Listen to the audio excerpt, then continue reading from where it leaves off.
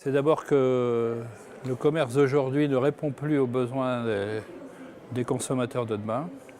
Et que deuxième chose, c'est que déjà aujourd'hui, il faut que les commerçants passent en particulier, je pense, au e-commerce.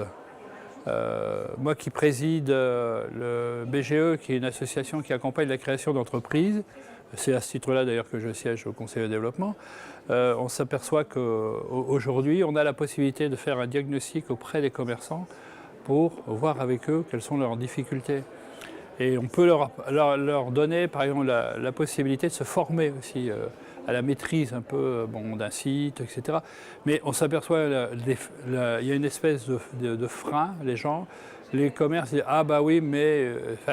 ils ont tendance plutôt à se plaindre qu'à réfléchir aux vrais besoins. Je pense qu'on n'a pas suffisamment aujourd'hui regard sur les besoins et les comportements des consommateurs qui changent de toute façon et qui vont encore évoluer de toute manière avec les générations qui viennent.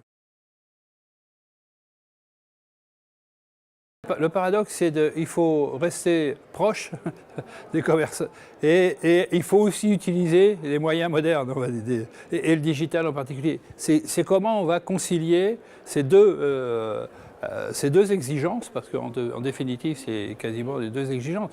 On vient de faire une conférence au Conseil de développement sur la fracture numérique et comment demain d'avoir un numérique solidaire. C'est la même chose pour le commerce, pour un tas d'activités. C'est vrai qu'on parle du commerce aujourd'hui, mais c'est pour d'autres activités, y compris des activités professionnelles.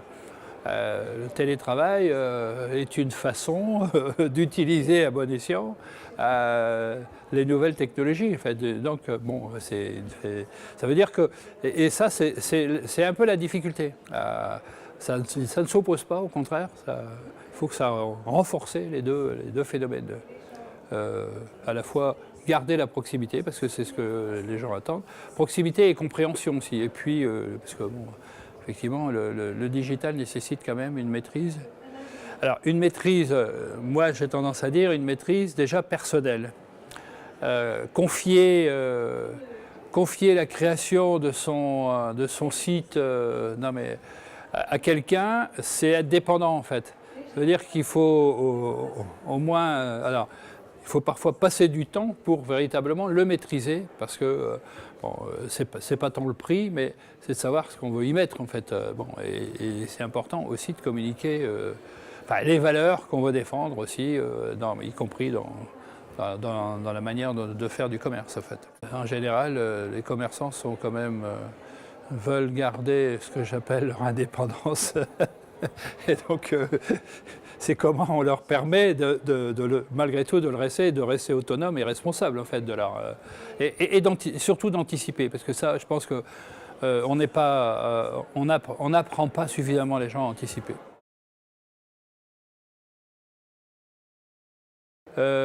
Difficilement en fait, compte tenu de mon âge.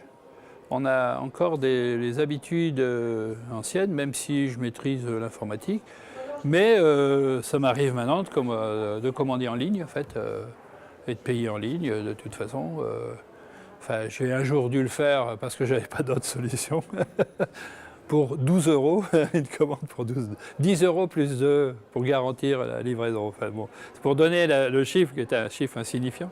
Mais bon, mais ça marche en fait, je veux dire. C'est pas du tout... mais par exemple, si aujourd'hui, le paiement sans contact, j'utilise moi. Je ne suis pas réticent à ça, parce que je trouve qu'au contraire, on n'est pas obligé de faire le code devant... et il n'y a personne derrière pour le voir, de ce fait-là.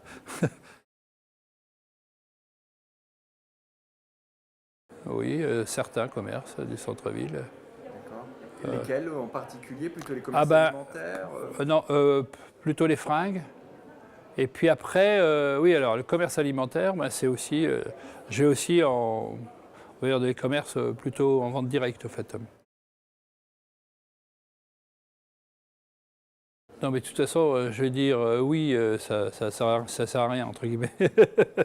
De fait, non, mais je pense que on est dans une surabondance d'offres de zones commerciales, de commerce, mais malheureusement, mais bon, c'est comme ça. Enfin, je pense que la prise de conscience arrive, en fait, tout doucement. Ça commence à faire réfléchir, parce que je pense que les élus, tous les élus, à un moment donné, moi je ne suis pas élu, je suis encore plus libre de le dire, mais chaque élu voulait avoir sa zone commerciale, sa zone d'activité, à un moment donné. Bon. Mais on sait bien que ce n'est pas possible, je veux dire. Mais il y en a eu, alors, et généralement, les investisseurs ont toujours réussi à trouver un qui voulait accepter, parce que ce n'était pas difficile. Moi, je me souviens plusieurs fois, on avait des dossiers, parce que j'étais président de caisse locale de banque, et on avait des dossiers où la surface était moins de 1000 mètres carrés. Donc on pouvait construire de commerce, plus les réserves. Donc ils construisaient les 1000 mètres carrés pour l'activité commerciale, et puis ensuite ils étendaient l'activité commerciale dans les réserves. D'accord, voilà. C'était un moyen de tourner un petit peu. Non, mais c'est pour dire qu'on agrandissait même aussi, il y avait des techniques pour agrandir sans autorisation, sans rien, enfin, puisque c'était à ce moment-là toléré de toute façon de passer toutes les réserves en zone commerciale proprement dite, en fait. On a eu les pompes à essence, d'ailleurs, je trouve d'ailleurs inadmissible qu'on n'exige pas des pétroliers la démolition et la déconstruction. En plus, ils existent. Quand une entreprise disparaît et qu'elle a laissé un bâtiment et il n'y a plus personne pour payer, là d'accord, mais c'est la même chose pour les grands groupes. Ils construisent et ils ferment, mais ils ferment et ils laissent la friche. Il devrait y avoir une loi qui oblige la déconstruction. En fait, moi, là-dessus, je suis assez formel. Je trouve qu'il faut... Parce que sinon, on laisse à la collectivité d'abord le soin de s'en débarrasser, sauf que ça met des années. Si vous venez de la Bassée vous revenez vers N, Auchy-les-Mines, il y a une station essence, ça fait bien 20 ans qu'elle est là, et ça doit être, je ne sais plus, c'est Shell, bon, peu importe la marque. Je me dis, mais le groupe existe toujours, à eux de déconstruire. Non mais ça évite, parce que le problème des friches, c'est aussi l'image d'entrée d'un territoire. Enfin, si on a des friches, bon, ça ne donne pas un bel aspect de toute façon. Bon, c'est vrai aussi des habitations. Hein, quand les habitations sont délabrées ou fermées, bon, ça ne donne pas une image non plus. Parce que je pense que c'est important d'avoir une qualité d'habitat, et bon, encore mieux quand on peut éviter les friches. À mon avis, oui. Enfin, je pense que ça fait partie de la maîtrise intelligente. Il faut associer, en fait, surtout. Enfin, je crois qu'il faut associer les acteurs. Parce que, de fait, si on impose, ça n'ira pas. Mais en associant les acteurs, ça veut dire les représentants des petits commerces, les représentants des grands groupes, les élus, enfin, les décideurs aussi, parce que, bon, concernés, pour arriver à quelque chose d'intelligent.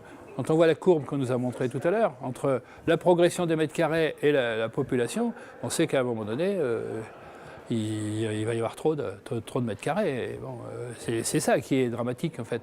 Et on construit pour rien, en fait, en gros. Ah ben aujourd'hui, ça apparaît comme étant de la concurrence. Non mais malheureusement, c'est sûr. Mais je pense on peut trouver de la complémentarité. On pourrait trouver de la complémentarité, c'est clair. Alors, évidemment, les grandes surfaces ont trouvé les drives, parce qu'aujourd'hui, quand on doit aller acheter de l'eau, enfin, bon, parce que c'est pas nécessairement le produit, mais c'est parce que c'est un produit encombrant et lourd. On ne voit pas bien le commerce local, le petit commerce alimentaire du coin, revenir avec un pack de 6 bouteilles d'1,5 litre d'eau, faites de chaque côté. Enfin, c'est vrai que c'est plus facile d'aller le chercher au drive. Non, mais par exemple, tout ce qui est lourd, bon, auparavant, c'est livré. Hein.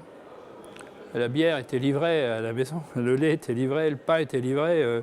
Non mais, je pense que dans certaines communes, ça revient d'ailleurs, parce que il n'y a plus d'alimentation. Je pense que j'ai vu un tableau l'autre jour, il y a un certain nombre de villes, de petites villes et de villages de l'agglo qui n'ont plus de commerce alimentaire, du tout, du tout. Donc pour la population des seniors, par exemple, quid de s'approvisionner en pain, non, mais en lait, en beurre, des petites choses qui sont... je pense qu'il y a des nouvelles... des activités anciennes qui vont rejaillir demain sur du commerce itinérant, en fait, bon, à condition bien sûr d'avoir une clientèle qui est présente, parce que bon, c'est pas... Et d'y travailler aussi pour que ça puisse se développer. Et voilà, c'est ça.